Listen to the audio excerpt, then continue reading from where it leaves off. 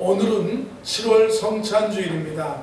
대속의 은혜에 감사하는 믿음과 마음으로 성찬에 참여하시기를 바라고, 성찬을 통해서 생명에 대한 확인, 또 치유와 회복의 은혜가 성찬을 통해서 여러분에게 넘치시기를 축원합니다. 오늘 점심에는 허정자 권사님, 이성강 집사님 가정에서 사랑과 감사의 마음을 담아서 우리 성도님들에게 맛있는 떡을 준비해 주셨습니다. 가실 때 수령해 가시기 바랍니다.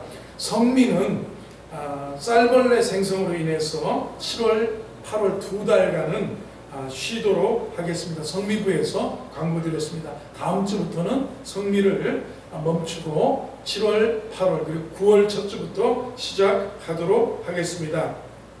여름 사역 안내입니다. 올여름 사역을 위해서 여름 성경학교 중고등부 수련회 청년부 MT, 장로부부 MT, 중직자 MT를 위해서 기도해 주시기를 바라겠습니다. 수요 저녁 예배와 금요 밑거름 기도에 적극적인 동참을 기대합니다. 영적인 성장과 축복은 예배를 통해서 우리가 경험하실 수 있습니다. 여러분들이 예배를 소중히 여기시고 예배를 통해서 영적인 성장과 축복을 경험하시기 바랍니다. 새벽 예배 차량 운행 중입니다. 새벽 기도에 도전하시고 동참하시기 바랍니다. 부모의 새벽 기도는 자녀의 평생 축복의 밑거름이 되어집니다. 기도로 함께 해주시기 바랍니다. 본당 청소 및 쓰레기 분리수거, 이번 주일은 여와니씨 주바라기 목장에서 수고해 주시겠습니다. 은혜로운 예배를 위해서 예배 시간에 늦지 않게 미리 오셔서 기도로 준비해 주시기 바라고, 주차가 좀 이렇게 불편한데 여러분들이 지하 주차장이나 이마트 옆에 기독교 백화점에 거기에 예배 시간 정도는 주차해도 무방합니다. 그래서 여러분들이 주차해, 그리고 또 걸어 오실 수 있는 분들은 걸어 오시고, 미리 일찍 오신 분들이 다 그러면 급하게 오시는 분들이 예배에 좀 불편할 수 있으니까 여러분들이 그렇게 섬겨주시면 고맙겠습니다. 전후자에 계신 분들하고 인사 나누겠습니다. 잘 오셨습니다. 은혜 받으시기 바랍니다. 하나님이 사랑하시는 것 같습니다. 보세요. 하나님이 너무너무 사랑하십니다. 겸손을 배웁니다. 이런 주제로 제목으로 말씀을 통해서 은혜를 나누도록 하겠습니다. 주일 예배 오늘 겸손에 대해서 말씀을 살펴보며 은혜를 나누도록 하겠습니다. 하나님은 교만한 자를 대적하시고 겸손한 자에게 은혜를 주신다 말씀하셨습니다. 교만은 패망의 선봉이고 겸손은 존귀의 앞잡이, 길잡이라고 말씀해 주셨습니다. 교만이 오면 욕도 오거니와 겸손한 자에게는 은혜가 있다고 말씀해 주셨습니다. 본문 베드로전서는 사도 베드로가 쓴 서신입니다. 이 서신의 마지막 부분 5장에서 베드로가 한 가지 주제로 젊은이들에게 권면하고 또 연로한 장로들에게도 권면을 하는 것입니다. 그 내용이 바로 겸손에 관한 주제입니다. 5절의 말씀을 보면 젊은 자들아 이와 같이 장로들에게 순종하고 다 겸손으로 허리를 동이라. 하나님은 교만한 자를 대적하시되 겸손한 자들에게는 은혜를 주시느니라. 베드로는 젊은 자들에게 겸손에 대해서 말하며 가르칩니다. 그리고 장로들에게, 연로한 자들에게 순종할 것을 또 권면하고 가르치고 있습니다. 여기서 장로는 누구냐? 직분을 가진 교회 목회자, 교회의 리더들을 가리킵니다. 또 여기 장로는 공동체 안에서 상대적으로 나이가 많고 연륜이 있는 어르신들을 가르치는 말씀입니다. 젊은 자들이 빠질 수 있는 가장 큰 약점은 교만입니다. 젊을 때는 인생의 선배들보다 상대적으로 열정이 있습니다. 그리고 무엇이 있습니까? 열심이 있습니다. 그러니까 경험이 부족한 젊은 점을 이용해서 이 열심으로 자기의 경험 부족을 메우려 하는 그런 마음이 있기 때문에 우쭐해지고 겸손이 아닌 교만으로 비춰질 수 있다는 사실입니다. 반대로 선배들은 어떻습니까? 열정은 좀 식으셨지만 많은 경험을 통해서 얻게 된 연륜이 있는 분들이 어른들입니다. 그래서 결국 우리가 주의 일을 하기 위해서는 열정과 열심 있는 젊은이들, 그리고 경륜과 경험 있는 어른들이 함께 조화를 이루고 하모니를 이룰 때 주의 영광이 나타나고 역사가 이루어지고 또 공동체가 힘있게 성장하고 발전해 갈 수 있다는 사실입니다. 그러나 사람은 항상 자기 중심적입니다. 자신이 가진 것이 가장 중요하다고 생각하는 것이 우리들입니다. 젊을 때는 자기 생각이 옳다고 옳은 것 같습니다. 나이가 많은 사람은 소위 꼰대라고 생각하고 그들의 경험을 무시하게 됩니다. 그리고 반대인 기성세대들은 어떻습니까? 젊은 세대를 향해서 아무것도 모르는 것들이라고 합니다. 저들은 아무것도 모른다고 생각합니다. 뭘 해도 다 어설프게 보이는 겁니다. 그리고 기존의 전통을 무시하고 자꾸 새로운 스타일로 하려고 하니까 그게 우려스럽습니다. 교회 안에서도 보면요, 목사가 젊으면 찬송을 새로운 찬송, 새 노래, 또 새로 나온 복음성으로 젊은이들의 취향에 맞게 또 감각과 리듬이 젊어지니까 그렇게 부르면 어른들은 그런 거는 그만 부르고 옛날 주의 보혈 능력이 있도다, 죄에서 자유를 얻게 하면 믿습니다 하는 내게 강같은 평화를 불러달라고 신청곡을 띄우는 분들도 있습니다. 그래서 먼저 기성세대하고 다른 행동이나 제스처만 취해도 그걸 삐딱하게 바라보는 어르신도 있습니다. 우리 때는 안 그랬는데 요즘 애들은, 그런데 알고 보면 어떻습니까? 그게 사실이 아니고 서로 오해가 있는 그들의 문화예요. 그들의 리듬 감각이에요. 쟤들이 좋아하는 음악이에요. 그리고 어른들이 좋아했던 그런 음악의 스타일이 뽕짝이 있어요. 트로트가 있고요. 트로트를 넘어서 뽕짝을 가고 지루박까지 가는 분들도 있지 않습니까? 그런 살아온 뭐가 다른 시대가 다른 겁니다. 이건 라이프 스타일인 겁니다. 태어날 때부터 스마트폰을 쥐고 태어난 우리 손자들을 생각해 보세요. 이걸 어른 세대들이 이해할 수 있느냐? 절대 이해하기가 어렵습니다. 모든 것을 개척하다시피 하셨어요. 그리고 맨 땅에서 모든 것을 이룬 기성세대가 비교적 풍요로운 세대 속에 태어나고 자란 젊은이들을 이해하기가 어렵다. 여러분, 한국 사람이 필리핀 사람들이 그렇게 어렵게 사는 걸 이해할 수 있어요. 한국 사람, 선진국의 사람이 저 베트남 사람들이 저렇게 밥 먹고 하는 걸 이해하기가 어렵다는 겁니다. 그래서 기성세대가 늘 하는 말은 나 때는 그러는 거예요. 젊은 세대가 하는 말은 요즘은 그렇잖아요. 요즘은 여기는 어른들은 나 때는 그래서 라떼 문화라고 하지 않습니까? 우리나라가 전 세계 중간 이하로 상대적으로 아주 못 살던 시대였습니다.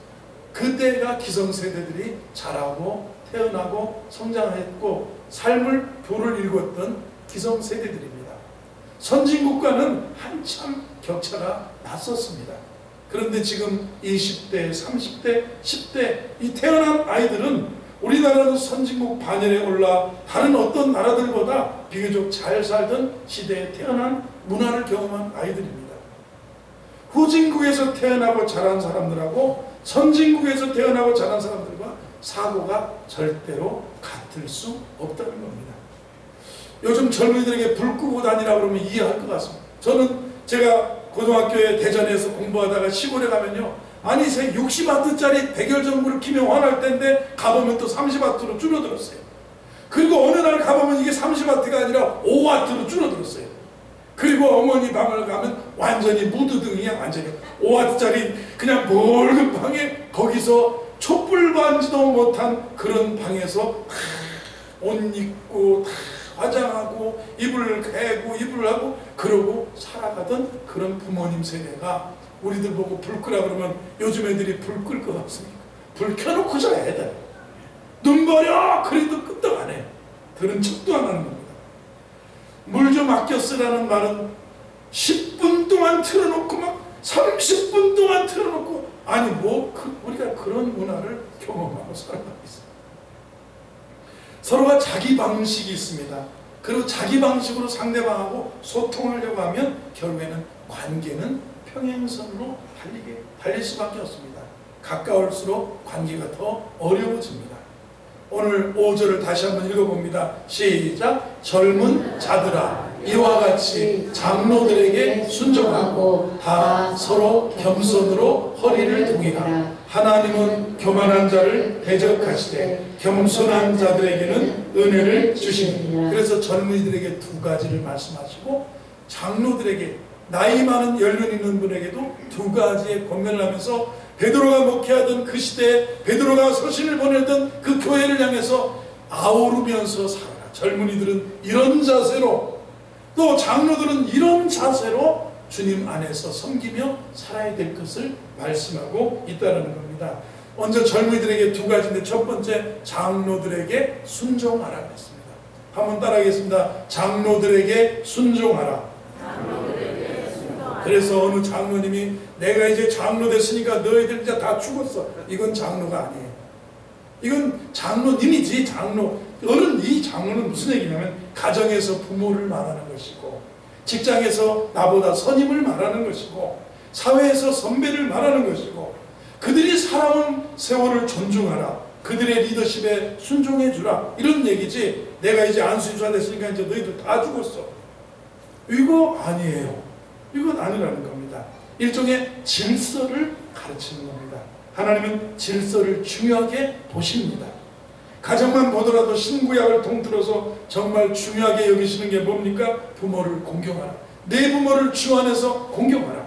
부모를 공경하라. 구약에 10계명이 있습니다. 신약에 자녀들아 너희 부모를 주 안에서 순종하라. 이것이 옳으니라. 이렇게 말씀하셨어요. 공경은 존중과 순종의 의미를 내포합니다. 내 부모를 공경하라. 부모를 존중해 드리는 것, 부모를 순종하는 것이 공경입니다. 이것은 거스를 수 없는 질서입니다. 세상이 다 능력 중심으로 사회가 되고 능력으로 가장 중요하게 평가를 받고 있습니다.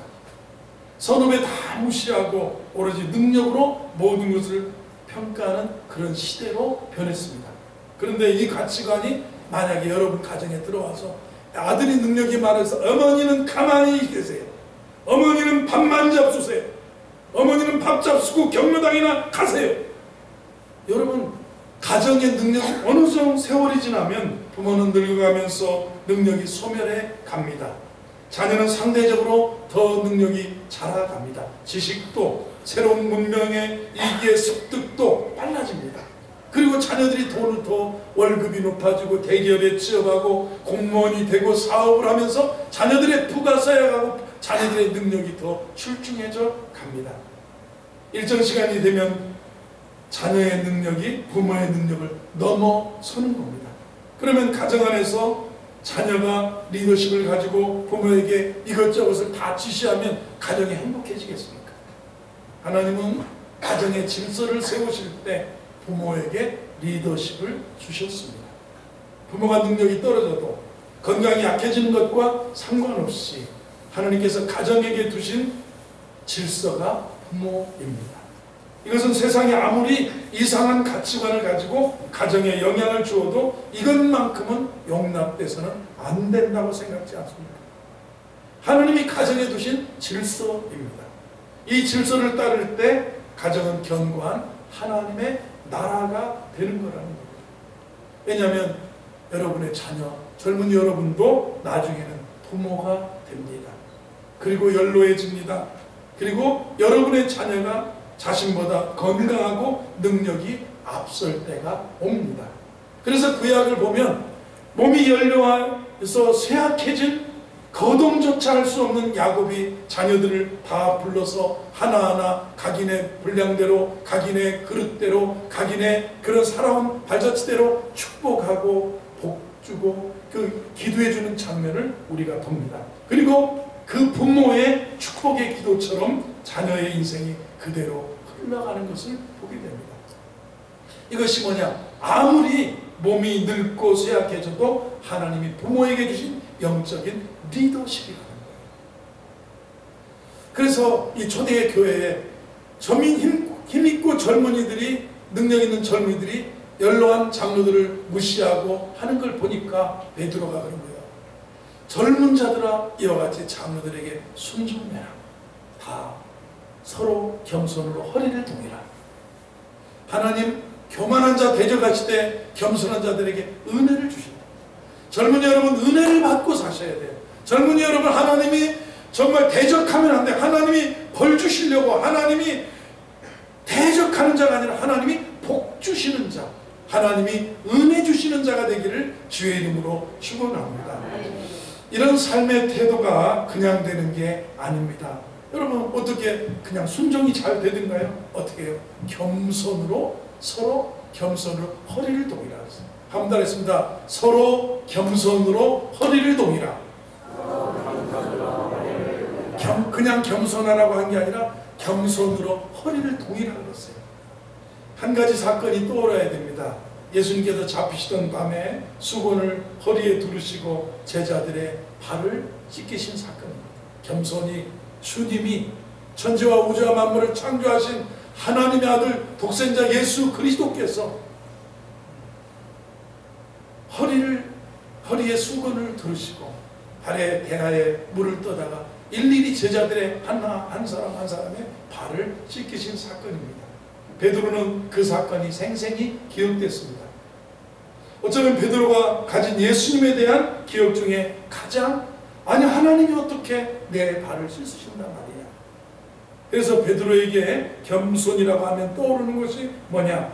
돌아가시기 전날 예수께서 스스로 낮아지셔서 종의 모습을 되어서 제자들의 발을 씻기실 때 허리를 수건에 두르시고 그리고 제자들의 발을 씻어주시던 그 사건. 그래서 너희도 허리에 수건이 아닌 겸손으로 너희 허리를 동이라. 겸손해야 발을 씻길 수 있다. 겸손해야 존중이 된다. 겸손해야 연로하신 분들의 지혜를 인정하게 되고 겸손해야 선배들을 존중하게 되고 겸손해야 직장 상사들에게 순종할 수 있고 그런 거지. 교만하면 하나님이 대적하신다. 하나님은 겸손한 자에게 은혜 주신다. 이런 말씀을 하시는 거예요. 여기 예수님이 일일이 제자들 발 씻어줄 때 가룟 유다 곧 팔아먹을 사람 곧 은 30냥에 예수님을 팔아넘길 가룟 유다도 포함되었습니다. 가룟 유다의 배신 그 제자도 예외두지 않고 다 시켰습니다. 그래서 서로 나에게 잘해줄 부모, 젊어서 나에게 잘 못해준 부모, 아니면 정말 그런 사람 이런 사람 다 있어도요, 우리 젊은이들에게는 겸손으로 허리를 동이라는 거예요. 겸손으로 허리를 동이라. 그래야 우리가 순종할 수 있다. 그래야 겸손할 수 있다. 이게 얘기입니다.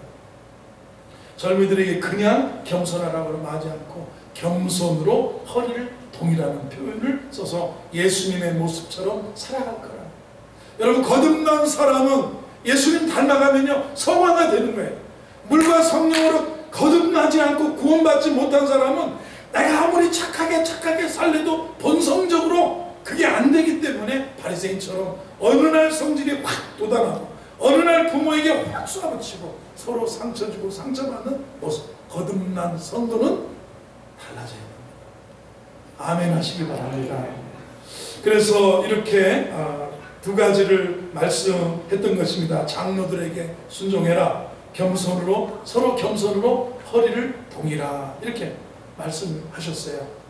그러면서 맨 처음 장로들에게 1절부터 보면 이렇게 너희들 장로들에게 권하노니. 나는 이 베드로도 당시의 장로라는 표현은 목사 그리고 교회 리더들을 얘기했습니다.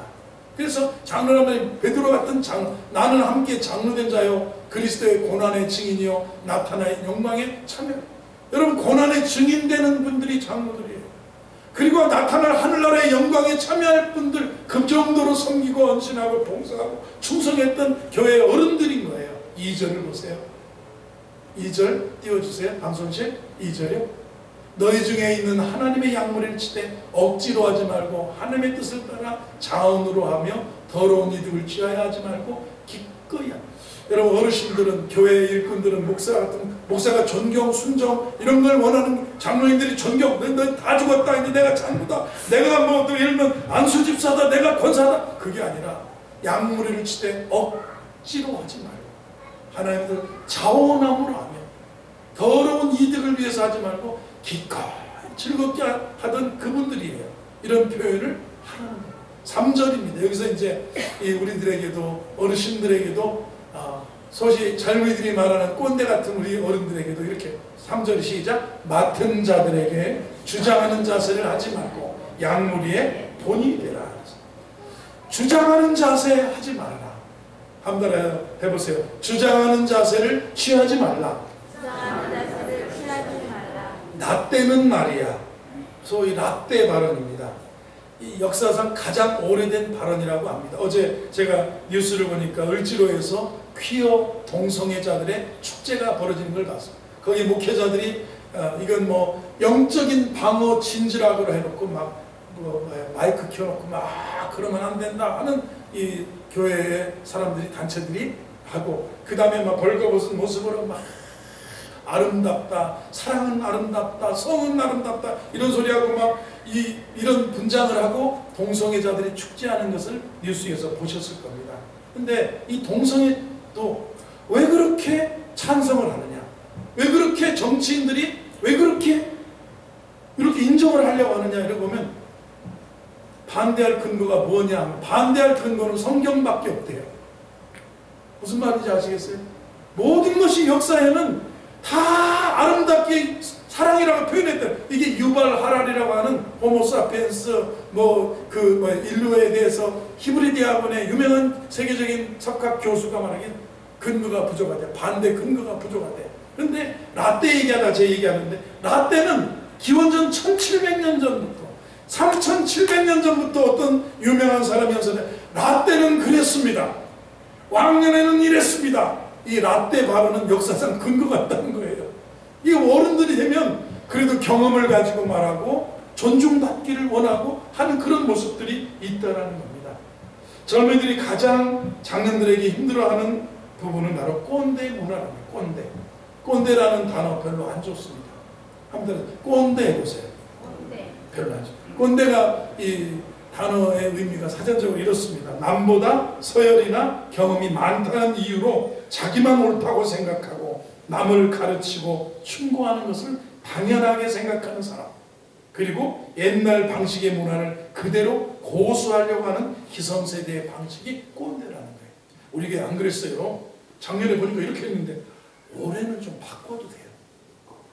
정말 장로님들이 열리기를 바라고 권사님들도 열리기 바라고.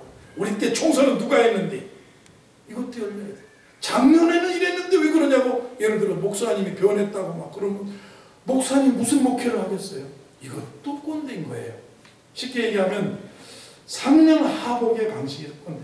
맡은 자들에게 주장하는 자세를 하지 말라 이렇게 말했어요. 가족들이 제가 지난 한 주간에 장인어른 모시고 여행을 했습니다. 하는데 애들이 맛있는 거를 먹고 싶다. 그래서 아들에게 밥 먹는 거는 네가 다 결정해서 음식점을 찾아서 택시를 탁 입력하면 요즘 그랩이라고 해가지고 딱 바로 우리가 서 있는 곳에 1분 안에 2분 안에 차가 와요. 그러면 1분 안에 차를 타고 그 목적지까지 데려다주고 돈은 한국에 있는 내 통장에서 빠져나가요. 이게 이렇게 세상이 좋아졌어요. 차 잡기가 뭐 한국에서 여러분 카카오 택시로 하면 집 안에서 차가 오잖아요. 집 앞에. 그런데 길에서 이러고 있는 사람은 1시간 기다려도 안 오는 사람이 있어요. 그런 것처럼 외국에도 이렇게 돼버렸어요. 그래서 밥은 아들이 하고 이 일정과 뭐 호텔과 모든 것은 다 딸이 결정해봐라 어디 갈지 그랬어요. 이제 제가 했더니 이제 어느 날 저녁에 맛있는 데를 먹어보고 싶다고 갔는데 가격이 비싸요. 내가 이거 먹지 말자. 근데 어른이 있는데 제가 그랬어요. 먹지 말자. 이거 너무 비싸다. 그랬더니 주애가 한다는 말이 부모님 모시고 여행할 때 다시는 부모님 안 모시고 갈 확률이 큰 꼰대 벗어나는 길 10계명이 있어요. 모친과 부친과 여행 시 부모는 절대 하지 말아야 될 언행 10계명 들어봐요. 아직 멀었냐? 첫째. 두 번, 음식이 달다 짜다. 두 번, 세 번째, 네 번째, 겨우 이거 보러 왔냐? 그러고 있대. 그 다음에 브레이퍼스트 먹으러 갔는데 조식이 이게 다냐? 아이고. 그리고 돈이 아깝다 이러는 분, 이 돈이면 집에서 해먹겠다 이러는 분, 이거 무슨 맛으로 먹냐, 양이 왜 있다 오냐 이런 말, 이게 한국 돈으로 얼마냐 이러는 분, 물이 제일 맛있다 그런 분. 이러면 다음에 절대 안 모시고 간다. 그래서 제가 그래서 아빠 조용히 좀 하세요. 할아버지가 돈 낸다는데 왜 그러고 계세요? 제가 100불 보탤게요. 쟤도 100불 볼게. 이런 소리를 듣고 제가 꼰대라는 것을 스스로 짐작을 하고 알았다. 근데 우리 팔순 대신 장인어른은 이번엔 그냥 음식을 주선이가 다 이렇게 해서 내가 할아버지가 그냥 진기한 걸 다 맛있게 먹어봤구나. 주에 가서 그냥 나 1분 만에 기다리다가 1분 만에 택시 타고 다니고, 야, 이렇게 좋은 데를 데려오고. 장인어른이 훨씬 저보다 나았어. 그래서 다음에 아빠는 모시고 오고 싶지 않는 사람, 자, 할아버지 모시고는 또 오는데 아빠 모시고는 다시 안 올 사람, 이렇게 돼버렸어요. 왜요? 주장하는 자세. 내가 교인들, 성도인들하고 단기 선교 갈 때는 나 때는이에요. 저는 나는 이런 거 먹냐, 야, 이런 걸 먹냐, 이게 참 그랬어요. 그래서 사실이 뭐냐면, 그래서 꼰대 방지 5계명이 있더라고요. 내가 틀렸을지도 모른다고 생각을 해요. 두 번째, 내가 바꿀 수 있는 사람은 없다는 거예요. 그리고 세 번째는, 그때는 맞고 지금은 틀리다. 그때 여러분 작년에는 맞았는데 올해는 상황이 달라졌어요. 그리고 네 번째, 말하지 말고 들어라. 다섯 번째, 존경은 권리가 아니라 성취다. 존경은 존경받는 거지 마땅히 존경받는 게 아니라는 거예요. 여러분 기억하셔야 돼요. 여러분 어른들 한번 주장하는 자세 하지 말라. 그 다음에 뭐냐? 약물의 본이 되라. 한번 본이 되라 해보세요. 젊은 세대들에게는 어른들에게 순종할 것을 말했어요. 그렇죠? 기성세대들에게는 뭐라고 합니까? 젊은이들에게 무언가를 가르치고 지시하려기보다는 본이 되는 삶을 살아가는 거예요. 주장하지 말고 본이 되라. 약물의 본이 되라는 거예요. 주장하는 자세 취하지 말고 뭐라고요? 본이 되라. 한번 더 해주면 본이 되라 해보세요. 겸손으로 허리를 동이고 젊은 세대에게는 기성세대를 이렇게 겸손으로 허리를 동이고 존경하라고 말하고, 겸손으로 허리를 동이고 기성세대에게는 말이야, 젊은 세대에게 무언가를 주장하기보다는 본이 되라. 뭔가 주장하기보다는 뭐라고요? 본이 되라. 그리고 젊은이들에게는 겸손으로 허리를 동이고 뭐라고 그럴까요? 존경하라, 공경하라, 순종하라 말했어요. 이 모습이 바로 예수님의 겸손을 삶으로 살아가는 자의 그리스도인의 모습이라는 거예요. 여러분 겸손한 장로님들, 겸손한 안수집사님, 겸손한 권사님, 겸손한 주의 종들이 되기를 주의 이름으로 축원합니다. 겸손하셔야 돼요. 여러분 좀 일찍 출근해라 말하기 전에 먼저 출근해서 하는 모범을 보이는 게 중요하고요. 일찍 나와서 모범을 보이면 좋죠. 고객에게 친절하게 응대라고 말하고 자기는 하고 싶은 얘기 다 하고 이러면 안 되는 거라는 거죠. 그래서 참 친절하게 상담하는 본을 보이는 겁니다. 이걸 계속 보여주라는 얘기예요. 모든 갈등을 푸는 열쇠가 뭡니까? 겸손이라는 겁니다. 그렇죠? 기성세대와 또 다음 세대의 갈등을 푸는 초대교회 어른들에게는 주장하는 자세가 아니라 본이 되라. 젊은이들에게는 순종하라. 겸손으로 서로 허리를 동이고 그렇게 순종하라. 이걸 가르쳐 줬습니다. 어느 세대 간의 갈등이 다 있어요. 세상에서는 그 어떤 차이도 다 있기 마련입니다. 차이가 있다는 것은 아름다운 거라고 생각하셔야 됩니다. 하나의 색깔로 그림 그리면 그 그림이 아름답겠느냐 이렇게 말합니다. 빨주노초 파남보가 잘 어우러져서 형형색색의 그림이 표현될 때 아름답다는 겁니다.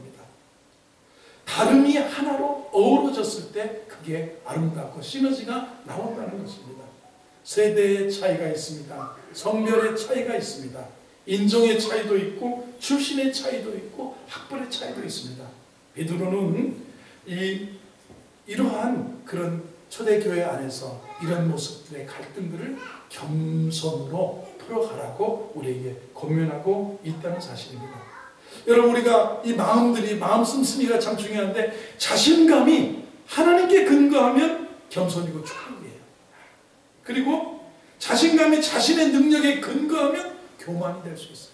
하나님은 교만한 자, 5절을 띄워주세요. 5절에 뭐라고 그랬습니까? 젊은 자들아 이와 같이 장로들에게 순종하고 겸손으로 허리를 동이라.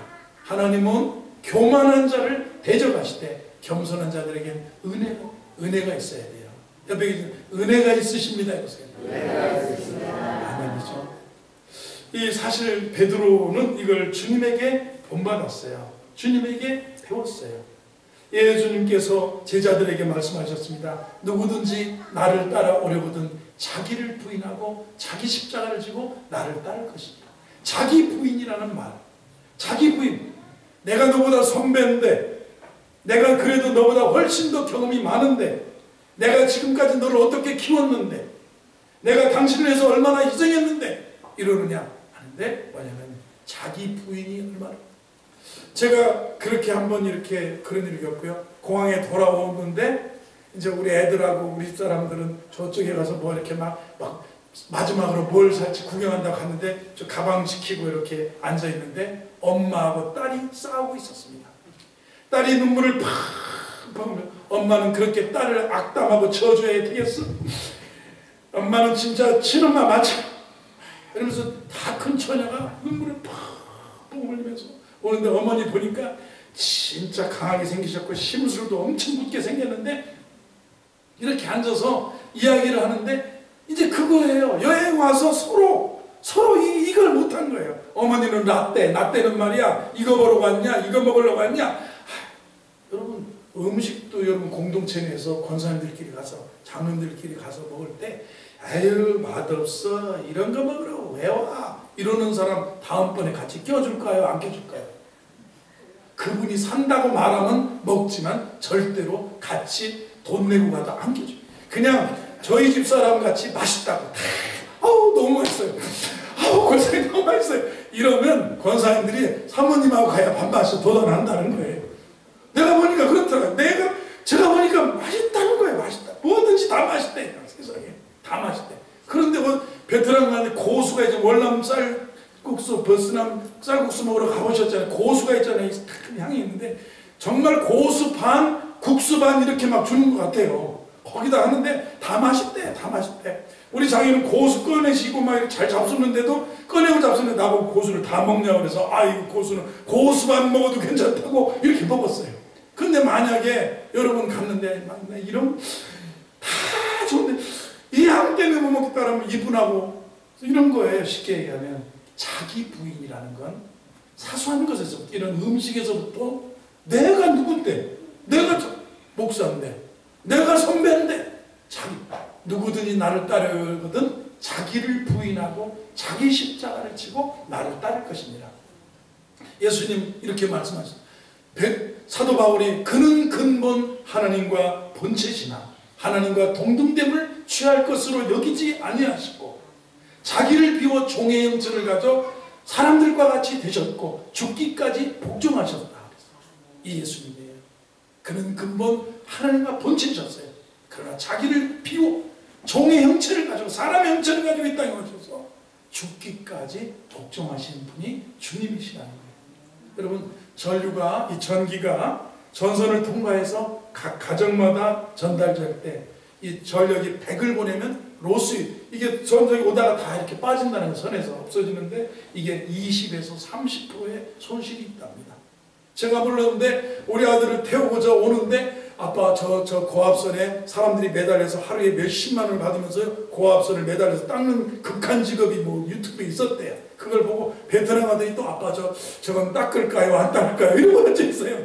그런데 이 로스율이라고 합니다. 로스율 20%에 30%가 각 가정에 올 때까지 다 선에서 사라진다는 겁니다. 이 손실을 줄이기 위해서 신소재를 인류는 계속해서 전선을 개발하고 있습니다. 사랑이 누군가에게 전달될 때 로스율이 발생됩니다. 우리 마음 그대로 상대방에게 전달되기가 어렵습니다. 그래서요 서로 겸손으로 허리를 동일 필요가 있고 자기를 부인할 필요가 있고 그죠? 각각 맡은 자에게 주장하는 자세가 아니라 뭐라고 할까요? 본이 돼야 될 필요가 있다는 거예요. 그래야 내 사랑이 자녀들에게도 그대로 전달되고 부모를 향한 우리의 사랑이 그대로 전달되는 거라는 겁니다. 그래서 우리가 겸손함으로 우리의 사랑을 전달하게 될 때 그 사랑은 어떠한 저항도 없이 온전하게 상대방에게, 부모에게, 자녀에게 전해지게 된다는 것입니다. 그 속에서 열매가 맺어지고 겸손함으로 온 마음 다해서 서로 화목을 이루고 행복하게 주의 뜻을 이루게 된다는 겁니다. 우리 겸손을 배우는 겸손한 우리 성도들 되기를 주의 이름으로 축원합니다.